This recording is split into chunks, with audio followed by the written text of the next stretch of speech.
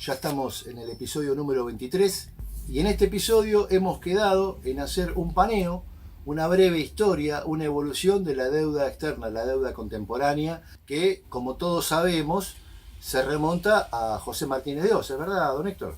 Sí, Santiago, en principio es así. Hago una aclaración importante.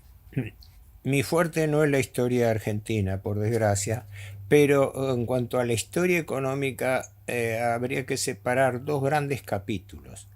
Una es la deuda histórica que tuvo la Argentina durante todo su tiempo, que arranca con el famoso empréstito Baring de 1824, que se arrastra hasta comienzos del siglo XX y que después tiene una continuidad alternada hasta que, bueno, con altibajos y con distintas, digamos, variaciones, ¿no?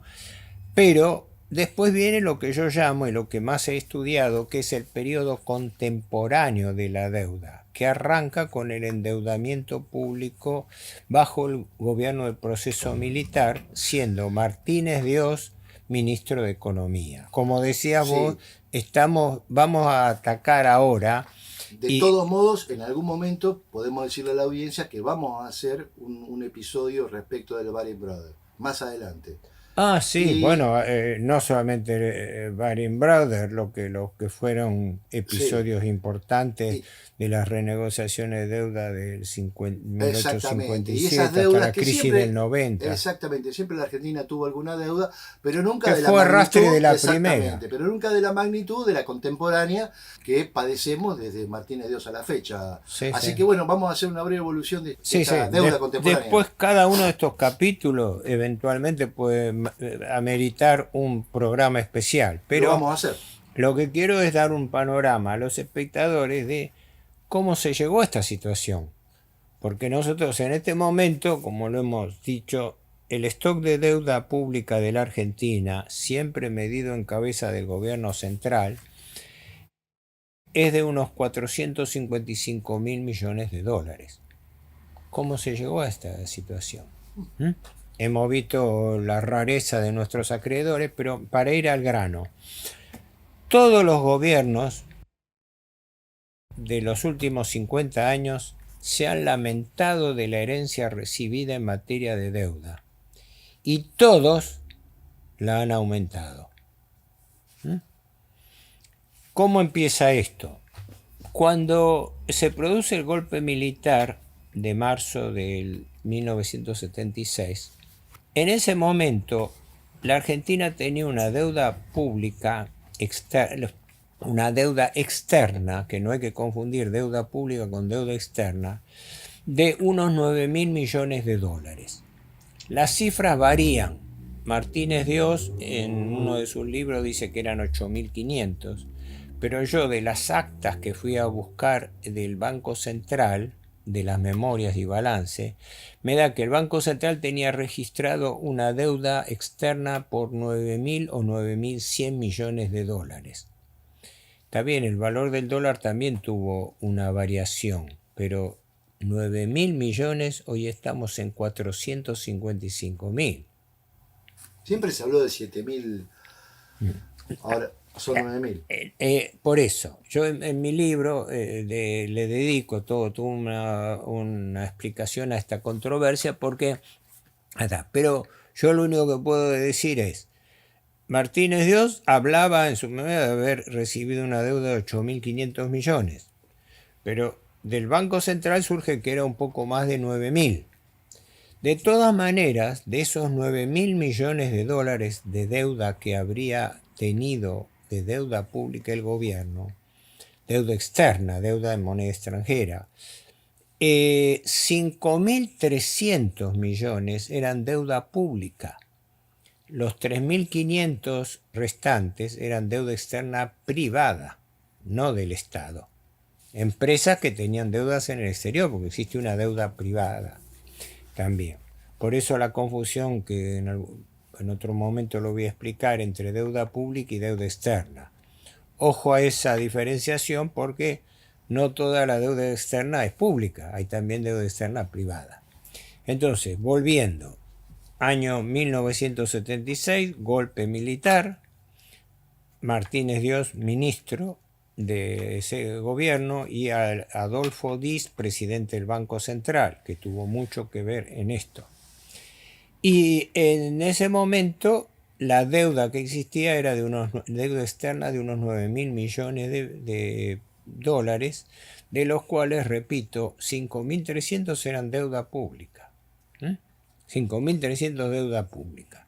Y resaltando que ahora tenemos 455. Sería largo de explicarlo, pero ¿por qué se endeudó la Argentina bajo Martínez Dios? En su discurso primero, que creo que fue el 4 de abril del 76, el ministro Martínez Dios tuvo la osadía, por así llamarlo, de decir que una de las razones del golpe militar fue la preocupación por el alto nivel de deuda externa que tenía la Argentina, que esa fue una de las causas por las cuales se hizo el golpe de 1976. El gobierno militar, con él como primer ministro de Economía, recibió una deuda de 9.000 millones y la dejó en 44.000. El mismo gobierno que se lamentaba de la herencia recibida. 5 veces más. 5 veces. Bueno, ¿qué ocurre? Dejando de lado ese detalle, entre comillas, la deuda del gobierno militar confronta una realidad muy importante. Normalmente se dice que la Argentina se tuvo que endeudar por problema del déficit fiscal, por problema del gasto público. Y eso no está empíricamente demostrado. No está demostrado que la deuda fuese la respuesta al déficit fiscal, que es el gran caballo de batalla de todos los economistas del establishment. Es que la deuda fue producto del... No, yo estoy haciendo estudios, pero hay que sectorizarlo por cada gobierno, y me encuentro con que, por ejemplo, en el periodo militar, el ritmo de aumento de la deuda fue superior al ritmo de aumento del déficit fiscal. Quiere decir que no toda la deuda se explica por el déficit fiscal. Y en cambio, Héctor Juliano, que vengo a ser yo, sostiene la hipótesis de trabajo de que el verdadero motivo de los grandes aumentos de deuda no fue ni sigue siendo el déficit fiscal, sino el sostenimiento artificial del tipo de cambio atrasado, la política de dólar bajo. Es decir, nos endeudamos para tener reservas, para de esa manera contener que el valor del dólar no se escape y mantener un valor del dólar atrasado. Que fíjate que es lo mismo que está ocurriendo ahora bajo la administración Milei por enésima vez. Por enésima vez. ¿Y por qué quieren un dólar atrasado? Eso, ¿por qué? ¿A quién favorece? ¿Por qué? ¿A quién favorece? Porque el sector financiero internacional hace el negocio llamado de carry trade, claro, o bicicleta financiera. Entran con dólares al país. La Argentina tiene las tasas de interés más altas del mundo y en consecuencia, con el dólar atrasado, con un dólar bajo, entran con dólares que se traducen a pesos, y esos pesos se colocan a las tasas de interés más altas del mundo y luego se retiran llevándose una ganancia que es un múltiplo de la que podrían encontrar en otros países. Ejemplo, hoy la tasa, que ha sido reducida al 40% anual, pero es un 40% neto, que se paga en la Argentina por la deuda pública, es 10 veces mayor que la que se paga a nivel internacional, que es menor del 4%. Entonces nos encontraríamos que, si queremos cerrar la hipótesis de trabajo, el verdadero motivo de aumento histórico de la deuda fue más el sostenimiento de un tipo de cambio que el déficit fiscal.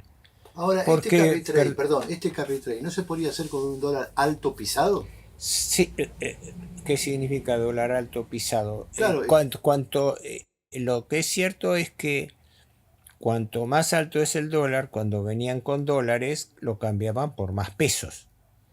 No, pero como había alta inflación, a su vez, la rentabilidad neta no era tan alta.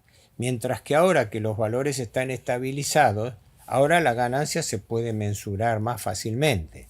Es un análisis fino financiero, ¿no? Sí. Decir, pero el mecanismo, sea cual sea el valor del dólar, es el mismo. El arbitraje entre tipo de cambio y tasa de interés. Cuando vos tenés altas tasas de interés locales, atraes capitales extranjeros que vienen a hacer este negocio. Lo hicieron en otros países, pero la Argentina es el paraíso fiscal el paraíso financiero del mundo.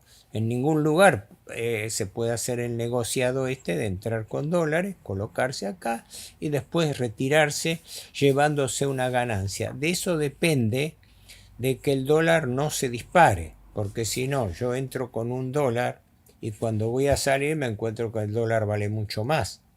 ¿Me explico? Por eso se evita una devaluación. También el dólar bajo aporta al industricidio, porque la gente compra importado y destruye la producción nacional. En efecto, las consecuencias del dólar atrasado son nefastas para la balanza comercial porque abarata las importaciones de tal manera que es un subsidio a las importaciones y un castigo a las exportaciones. Por eso, esa fue la larga controversia que si querés en otro momento la hablamos más detalladamente, porque cada una de estas cosas es un capítulo que nos podemos quedar 2 días hablando, o por lo menos un día, ¿no? Claro. Pero voy a esto. Origen de la etapa contemporánea de deuda. La Argentina llevaba un nivel de endeudamiento, digámoslo así, manejable. Pero cuando asume Martínez Dios y los ministros que lo suceden, al momento que renuncia Martínez Dios en marzo del año 81, creo que la deuda era de 28.000 o 30.000 millones de dólares. Pero cuando termine el gobierno militar la deja en 44.000. Alemán, ¿no? Roberto Alemán fue el último ministro de Economía, sí. Pero antes había estado Sigó y además el doctor Cavallo estuvo en el Banco Central después de Diez. Bueno, hubo una serie de personajes que actuaron en esto, porque siempre es lo mismo, como ocurre hoy, el tándem entre el Ministerio de Economía y el Banco Central. Y también ellos estatizan parte de la deuda privada. En efecto, ahí viene el tema clave que iba a mencionar. El tema es así. El gobierno militar, como es sabido, cae después de la derrota de Malvinas, ¿no? Y deja una herencia de 44.000 millones de dólares, de los cuales había una suma que a valores de hoy se estima entre 13.500, algunos dicen más de 15.000 millones, de deuda externa privada, que como el gobierno no tenía dólares, como hoy, garantizó. Y al garantizarla y no poder cumplir, tuvo que terminó estatizando esa deuda, que era privada, y pasó a ser pública. Concretamente, ahí se beneficiaron las grandes empresas que habían contratado seguros de cambio, que quiere decir que si el valor del dólar variaba, el que se tenía que hacer cargo de la diferencia era el gobierno. Y esa fue la famosa estatización de deuda que convalida el gobierno Alfonsín, siendo titular del Banco Central el doctor Machinea. Machinea fue el que le puso la firma final. El gobierno de Alfonsín, perdón, no había, recuerdo, yo era muy chico, pero había prometido en campaña revisar la deuda. Exacto. Y no lo hicieron porque gran parte de esta deuda privada eran empresas multinacionales. Chase Manhattan Bank, Banco de Boston. Era fundamentalmente un grupo de bancos que se entiende, porque nunca fue censado la deuda, de quién era la deuda, porque en ese momento era deuda denominativa, no estaba en títulos.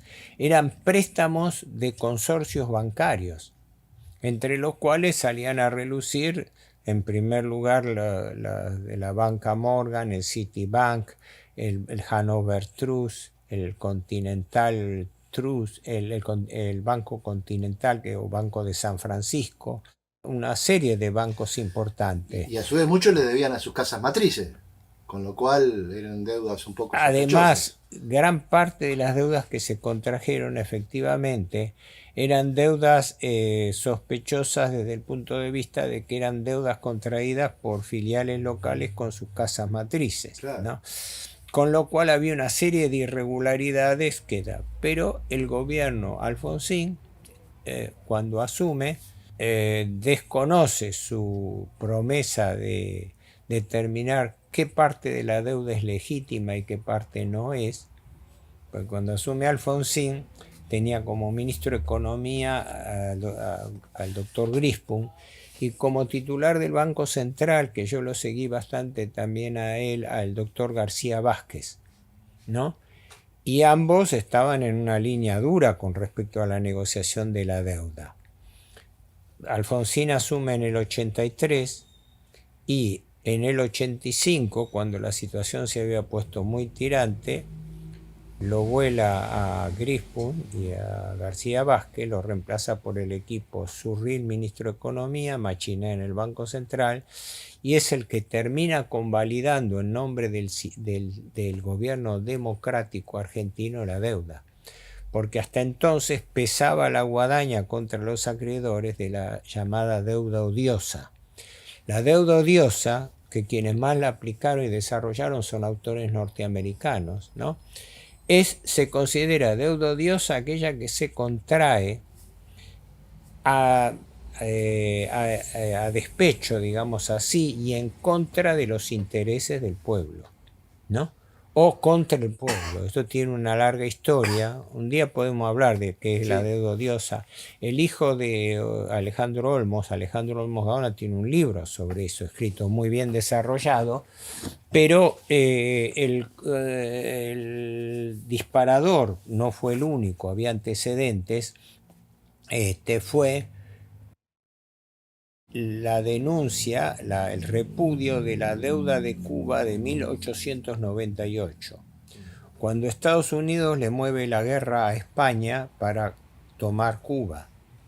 Y entonces, cuando termina venciendo, con el pretexto de la independencia de Cuba, termina venciendo los intereses norteamericanos, que desde entonces tomaban Cuba como un territorio dentro de su influencia. En ese momento había una deuda que Cuba tenía con España, con su madre patria. Y entonces Estados Unidos desconoce esa deuda con el pretexto de la deuda odiosa, diciendo que esa deuda había servido para esclavizar al pueblo cubano, para imponerle condiciones y para financiar la guerra contra Estados Unidos. Eso mismo hizo el presidente Bush hijo con la deuda de Irak en 1993, creo que fue. No, en el 2003. Cuando Estados Unidos invade Irak con el pretexto de las armas químicas y biológicas de Saddam Hussein, que no existían, fue comprobado por las mismas comisiones norteamericanas, pero invade Irak.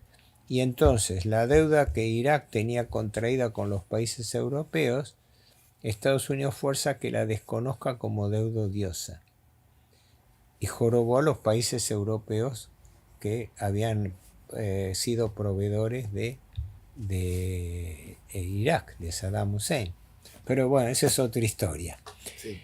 Vuelvo a Alfonsín, año 85, reconoce la deuda del gobierno militar, y durante el periodo de su gobierno no solamente la legitima, porque había existido la alternativa de que la Argentina desconociese la deuda por odiosa, por ilegítima. Y además el gobierno se negó a investigarla.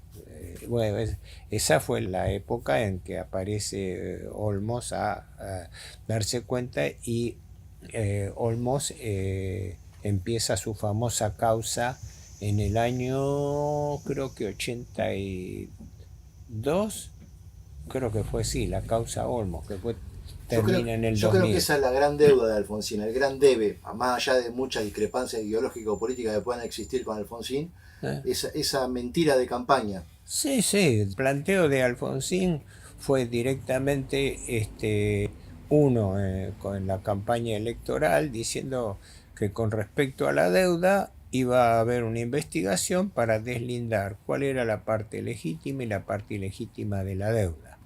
Sí. Las irregularidades fueron múltiples, ¿no? Solamente por la justificación o no, sino por la forma de extenderlo. Por ejemplo, en la causa Olmos, recuerdo, yo colaboré con Alejandro Olmos, padre, y soy amigo del hijo, Alejandro Olmos Gaona, pero entre las irregularidades, por citar una, eran préstamos tomados sin las autorizaciones correspondientes por funcionarios que iban y con su sola firma comprometían al país, como el vicepresidente del Banco Central, Zimmerman. Figuraba una deuda contraída por el doctor, creo, Zimmerman, no sé si era por 200 o 400 millones de dólares, así de un plumazo, sin haber sido autorizado previamente por el directorio del banco, con lo cual esa deuda no tenía validez. Yo no era un funcionario facultado para tomar deuda. Luego, lo que pasa también con los títulos mellizos. Se comprueba que entre 4.000 y 4.500 millones de dólares de esa deuda aparentemente eran títulos mellizos, títulos falsos, duplicados, que no existían o que habían sido presentados 2 veces en reclamo por los acreedores. Cualquier cantidad de irregularidades. Aberrante. Pero eso corresponde a la causa Olmos. Para seguir con la evolución, el gobierno militar la toma en 9.000 millones de dólares por todo concepto y la deja en 44. Alfonsín la toma en 44.000 millones de dólares y la deja en 62. Durante el periodo de Alfonsín, la deuda aumentó entonces en 20.000 millones de dólares. Gran parte del aumento de la deuda de Alfonsín puede ser por anatocismo, sí, porque Sí. no se dejó de pagar, no es porque haya contraído directamente, puede ser. Sí, sí y no. En unos casos sí, en otros casos no. Una es por lo que vos decís, por anatocismo, porque se empezaron a devengar intereses que pagan corriendo y no sé, la Argentina no pagaba. Pero también porque Alfonsín no contrajo deuda con acreedores y bancos privados, pero sí con organismos internacionales. Así que hubo mucha plata de organismos internacionales, Banco Mundial, BID, que aparecieron. Pero también el desagregado de quién, por qué y todo, como toda la deuda, es oscura. Pero lo concreto es que de 9.000 original al momento del golpe de Estado del 73, 6. del 76, por eso me confundía, perdón, gracias. De los 9.000, el gobierno militar la deja en 44.000. La toma Alfonsín y la deja 62.000 millones de dólares más. Alfonsín se va por la crisis de deuda de 1989, después de haber firmado los acuerdos de Nueva York del 85-87, Plan Austral, Plan Primavera. Después, para no dispersarnos ahora, cada uno de estos lo vamos a tratar por separado. Pero sigamos la cifra. Alfonsín llevó la deuda de 44 a 62.000 millones de dólares. Tiene la crisis de deuda del 89. Se tiene que ir anticipadamente, porque deja el gobierno antes para que asuma Menem. Menem, después de unos altibajos iniciales que hubo en la crisis del 90 con el Bonex y otros más, en el año 91 establece la convertibilidad, la famosa convertibilidad dólar-peso 1-1, ¿no? Una convención que no correspondía con la realidad, porque un peso no valía un dólar. Pero eso hace que en el año 92-93 firma el Plan Brady de refinanciación, donde todo lo reconocido por Alfonsín en el 85 lo convalida y lo transforma en otro préstamo. La gran diferencia fue que en ese momento, con el Plan Brady, aparte de los compromisos que tomaba la Argentina para poder seguir pagando, había un hecho fundamental para mí, que yo siempre lo he resaltado. La deuda pasa a ser de deuda nominativa en cabeza de los bancos prestamistas a títulos públicos, a bonos que son anónimos, que era lo que explicábamos en el programa pasado. Se volatiliza el acreedor. Es decir, la deuda que tenía la Argentina con el Citibank, con la banca Morgan, con el Banco Hannover, es transformada en títulos públicos. Entonces se le entrega en títulos públicos, y como los títulos públicos luego son comercializables en bolsa, no sabemos a dónde fue a parar esa deuda, que yo sospechaba, y también sospecho, que en realidad está en gran medida en manos de sus tenedores originales, porque siguen usufructuando el negocio. ¿Por qué se van a desprender del negocio? Un negocio redondo. No, si es un negocio, nada más que ahora son anónimos, ahora ya no revisa. Por razones de tiempo hago una breve síntesis, nada más que para que la gente retenga los números, y después lo veremos con más detalle más adelante. Menem asume con una deuda heredada de Alfonsín de 62.000 millones y en sus 2 mandatos la duplica, la deja en 122.000 millones de dólares.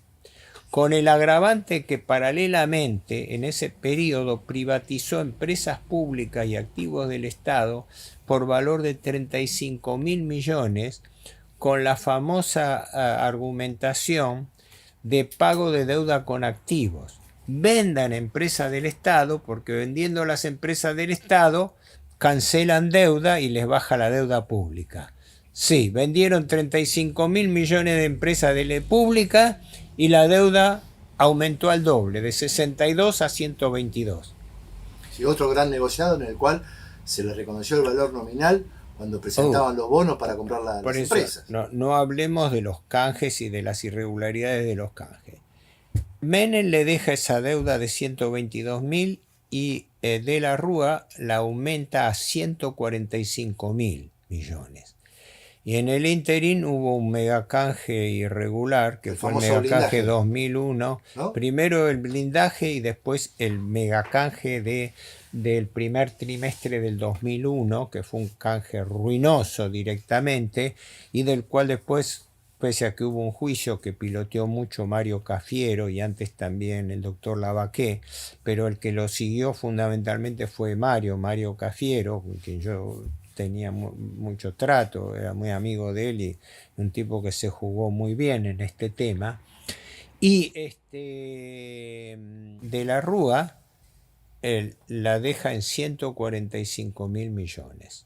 O sea, la tomó en 122, hizo el canje ruinoso de abril del megacanje del 2001, y luego, al no poder pagar la deuda, porque de la Rúa cae porque el Fondo Monetario se niega a seguirle desembolsando ayuda.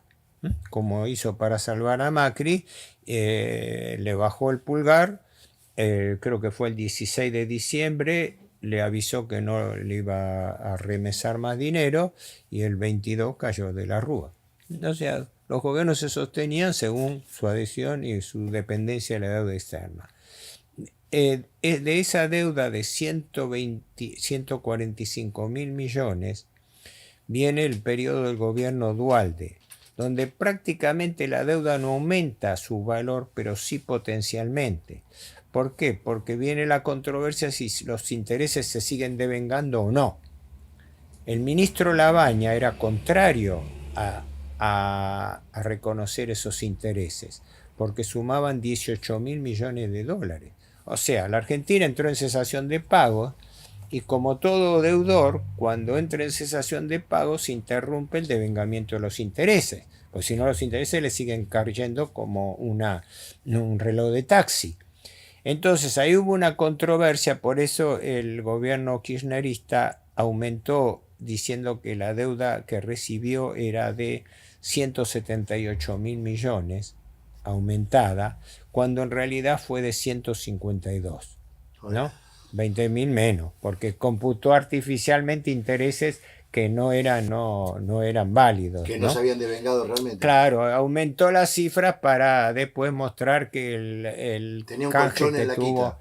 así. Pero de todas maneras, en los números, la deuda pasó de 145 a 152, 53 en el año y medio, no, en los 2 años de gestión de Dualde, un año y medio, menos de un año y medio, porque Kirchner asumió en mayo del 2003, ¿no?